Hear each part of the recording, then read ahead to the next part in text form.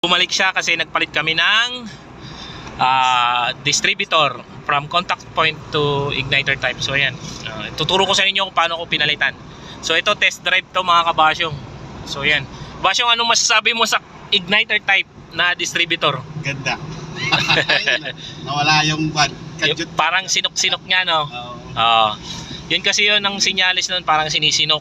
Tapos ang sinisisi, karburador. Karburador. Yan, pump, sinisisi. Yan, yung mga yan. Pero sabi ko sa inyo mga kabasyong, ignition timing lang yan sa distributor. So yan.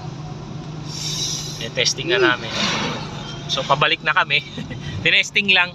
Pero magpapalit pa kami ng condenser pan. Ay, magdadagdag pala. Tapos yung concept. Ayun. Marami pa kaming gagawin dun. Tinesting lang para ano,